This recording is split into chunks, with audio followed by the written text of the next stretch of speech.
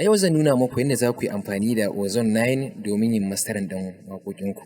A How We Mix muna nuna muku yadda za ku yi mastering da mixing ɗin waƙoƙinku ta hanyar ƙwarewa. Kada ku mance, ku danna mana subscribing sannan ku danna mana ƙararrawa. Wannan shine Ozone 9 wanda mutum ya gama waƙan shi zai kawo ta a ciki ya yi mastering. Yanzu misali ga shi nan zan ɗauko wani waƙa in yi mastering ɗinta a cikin Ozone 9. So ga shi na shigo cikin Ozone 9, na ɗauko waƙan da zan yi mastering ga shi na sanya shi a ciki. Farko za ka je sai ka shiga master assistant. Ka shiga master assistant za ka yi clicking a saman shi. So idan ka ɗauko waƙanka ka sanya a cikin Ozone 9 ka shiga master assistant. So wannan settings ɗin da ka gani ga su, in kana so za ka iya canjawa ka maida shi high, low ko medium, ko kai streaming ko kuma ka aje shi a CD. Duka dai wannan settings ɗin ni wannan nawa ne na yi, amma kai kana da damar da za ka iya canjawa domin ka yi abin da kake so. Ga shi na riga na ɗauko waƙa na kawo a cikin Ozone 9 zan yi mastering. So farko bayan ka yi ga shi na aje shi na yi settings ɗina, zan saki waƙa sannan sai in clicking next domin in yi mastering ɗin waƙa na.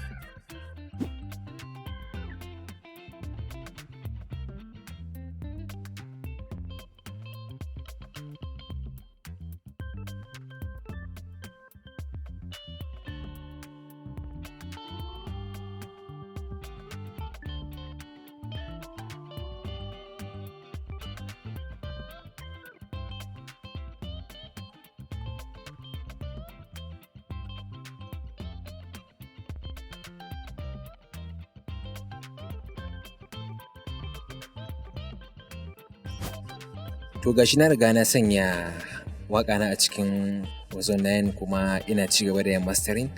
Gashi na sakan mata waƙan ta saurara domin ta sanya mani plugins wanda waƙan take buƙata.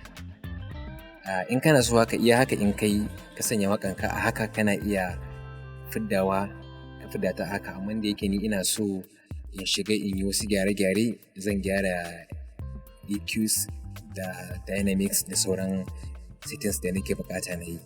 To gashi dai already na shiga, ta sanya ma waƙan abin da ya kamata, ta kuma fidda mata abin da bai kamata ba a ciki. So zan shiga zan zo in shiga nan low end focus. Ina shiga low end focus, zan zo in yi selecting a cikin waɗannan. Zan zo in selecting smooth, zan ɗan ɗaga shi haka saboda waƙan ta ƙara. To yanzu zan je in ɗan ƙara yin settings nawa domin na ƙara gyaggyara abin da ni nake buƙata na gyaggyara. So ga nan zan zo na shiga low end focus. Amfanin low end focus, waƙa na ina so ta yi bass, ko da a ce waƙanka ba ta yi bass ba, muryanka bai bass ba, to za ka shigo low end focus ka zo ka sassaita ka gyaggyara. Gashi na shiga smooth, zan ɗan ɗaga shi kaɗan haka.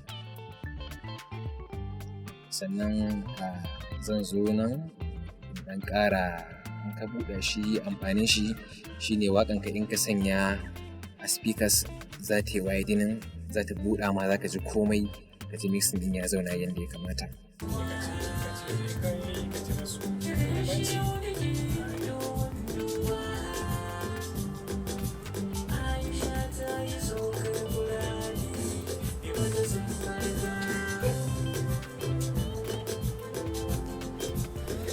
Wannan shine low end focus, na yi shi.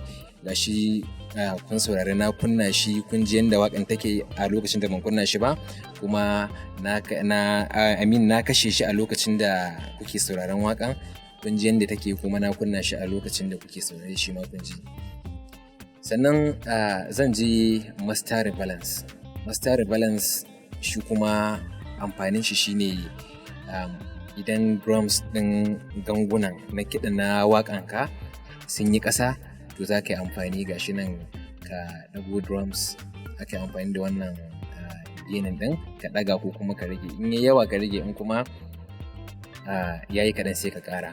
Wannan kuma bass ne, kowa san bass ne.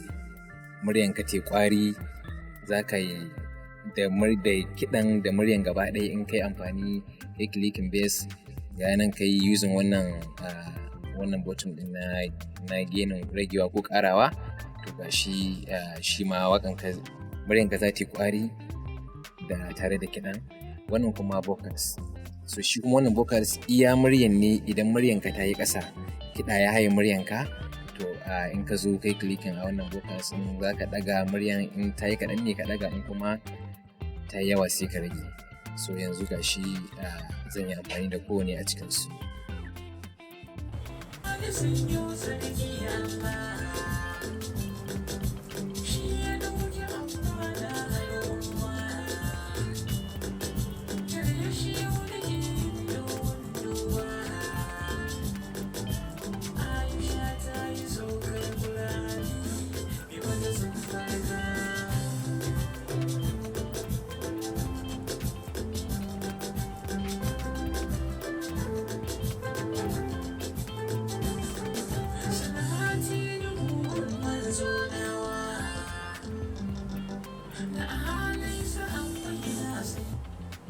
To wannan shine amfanin master rebalance, kowa ya ga yadda na yi amfani da shi.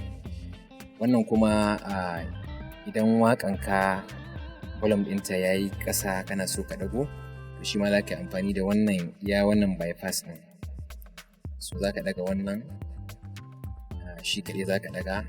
In ka ɗaga waƙanka za ta ɗaga ta yi sound sosai, in kuma ka rage shi za ka rage duka waƙan da kiɗan duka za ka rage shi. Amfanin wannan kenan.